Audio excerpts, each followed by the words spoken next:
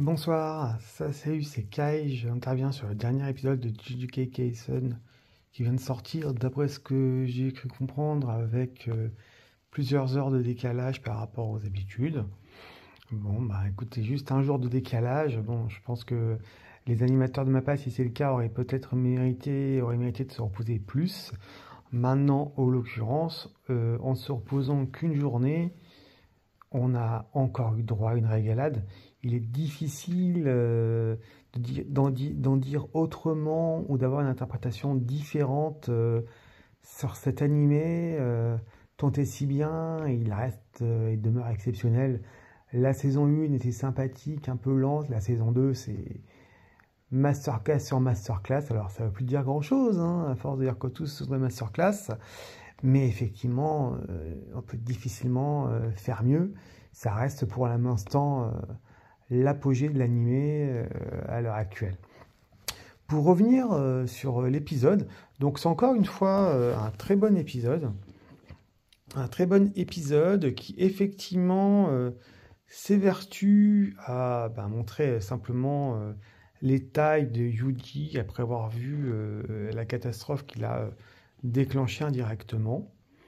Et donc on le voit un petit peu traîner entre guillemets dans le métro. Parallèlement à ça, on voit un Nanami un petit peu, pour ne pas dire affaibli, mais c'est normal, il est à moitié transformé en hot dog. C'est vrai on voit qu'il est abattu, épuisé, las quelque part. On se pose même la question au départ de se dire s'il va pas directement se suicider, mettre fin à ses jours par rapport à l'état dans lequel il se trouve, parce qu'il a l'air vraiment de pas vouloir lutter plus que ça, ce qui peut se comprendre. Et au final, il arrive à un moment où il y a énormément d'humains transformés et contrairement à son efficacité qu'on lui reconnaissait dans les épisodes précédents, avant qu'il se fasse cramer en mode barbecue par Jogo, effectivement, on voit déjà, hein, il tue les monstres petit à petit avec une lenteur affligeante. On sent quelque part cette baisse de rythme nous permet de vraiment nous transmettre réellement l'épuisement de Nanami, la lassitude, le côté qu'il a plus d'énergie, il a plus le pouvoir de se battre, tout simplement, hein, ce qui peut s'entendre. Chaque combat semble durer une éternité, c'est pesant, on sent qu'il a vraiment du mal. Et il arrive à un moment où il va croiser Maito. Avec Maito, en fait, il se bat même, enfin, il se bat pas, il sait qu'il va mourir. Donc, Maito qui dit je veux discuter, ça échange pas plus que ça, il a des souvenirs qui lui reviennent. Comme avant, il y avait une alternance il alternait un petit peu les combats avec l'impression d'être sur une plage abandonnée, enfin, désœuvré complètement. Donc, on pourrait dire qu'il a peut-être l'impression d'être encore dans le territoire de Dagon, ou qu'effectivement il est dans le rêve de la plage idéale, hein. Maintenant, j'ai pas forcément tous les passifs ou tout le background de Jujutsu Kaisen. Et il se fait tout simplement exécuter en beauté, avec une certaine cruauté et sans détour par Maito, et devant les yeux de Yuji, son disciple. Donc Yuji qui avait déjà est à l'origine du massacre. Avant, il avait des milliers de morts. Il voit maintenant son sensei se faire littéralement exploser devant lui. Résultat des courses, il se met en colère. Bon, juste avant ça, on avait un ami qui fait c'est à toi d'assurer la relève, hein. On voit le côté vraiment passage de flambeau, hein, un peu comme dans My Hero Academia. Quand on voit c'est ton tour, hein, c'est vraiment ça. Donc Yuji se bat contre Maito. Alors, je ne sais pas vraiment qu'est-ce qui va revenir, hein, de ce combat. Ça reste assez fluide. Bon, après, j'ai Maito, effectivement, des pouvoirs un peu particuliers, hein. Il transforme ce qu'il touche. Donc, ça fait un combat un petit peu qui sort de l'ordinaire, hein, par rapport au combat qu'on voyait. Alors là, c'est pas la stratégie, hein, c'est vraiment.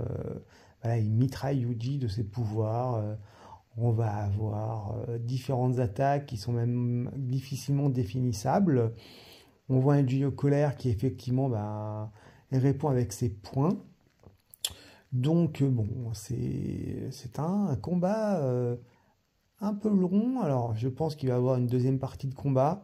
Parce que bon, Yuji le touche, mais sans plus que ça, on se doute que soit il n'est pas au level, soit pour l'instant, bah, il n'est pas à fond, ce qui est normal, hein, il est encore sous le choc. On peut supposer qu'il est encore sous le choc de ce qu'il a fait en mode Sukuna. Maintenant, donc le combat reste quand même intéressant, hein. Ça transforme des murs, ça attaque avec différents objets. Yuji il se défend avec ses poings. À un moment, il croit voir deux humains. Il se fait trahir. Il voit que ces deux humains sont des humains transformés. Donc forcément, ben, on arrive sur ça. Donc bon, on voit un petit peu, c'est un combat un petit peu particulier. Toutefois, bah, les animateurs, là encore, nous ont quand même régalé, hein, même si on a l'impression qu'il y a volontairement un rythme ralenti, hein, par rapport au combat précédent. Ça reste un combat qui se suit vraiment bien. Après cela, on a une vague scène où il a dit je vais m'occuper de Yuji, je vais briser son moral, je vais briser son esprit, et Diogo qui voulait pas, et que on voit que Maito s'est séparé en deux, histoire de perdre Diogo. Bon, c'est un petit flashback quelque part, pour vraiment voir, axé sur le côté Maito a vraiment la rage après Yuji. Bon, après, je vais me faire beaucoup d'amis, hein, mais Yuji, je ne l'ai pas trouvé charismatique pour 3 sous. Donc je préfère largement un Yuta ou un Gojo. Maintenant, on le voit un petit peu, Yuji un petit peu bah, dans l'expectative, malgré tout, même s'il est sur les nerfs. On voit combattre de toutes ses forces. On voit pas forcément que le combat est équilibré pour l'instant, mais je pense qu'il y aura forcément un deuxième round.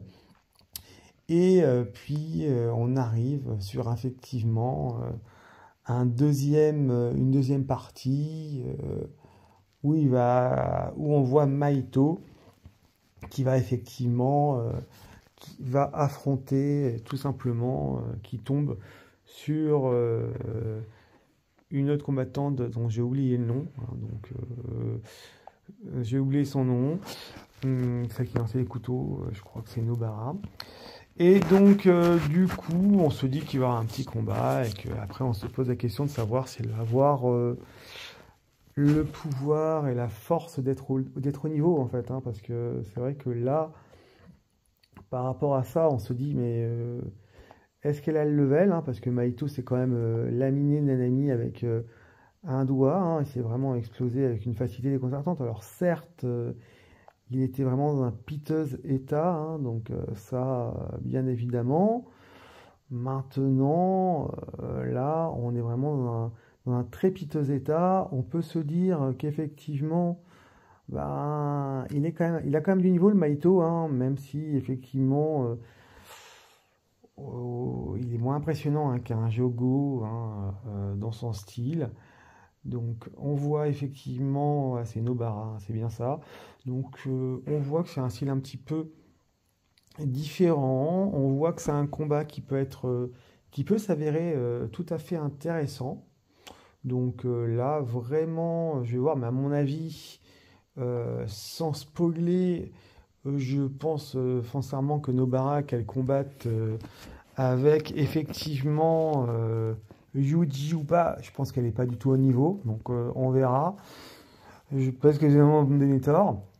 En tout cas, on est encore sur un très bon épisode, même si on a l'impression quelque part parfois que ça ralentit. Donc moi, je le redis et je le répète, les animateurs, s'ils sont vraiment épuisés, ben, vraiment qu'ils se reposent. Pour Juicy Kaisen, on sera toujours là, hein, même dans un mois, même dans 2 mois, hein, s'il le faut, pour qu'on ait les masterclass de ce niveau. Par contre, reposez-vous. Après, je ne peux pas forcément dire que c'est un mauvais épisode en soi, que l'animation est mauvaise, c'est vraiment pas le cas, et c'est d'autant plus tout va le mérite va aux animateurs. Voilà ce que je voulais dire sur ce dernier épisode de JJK. On vous remercie et on vous dit à la prochaine.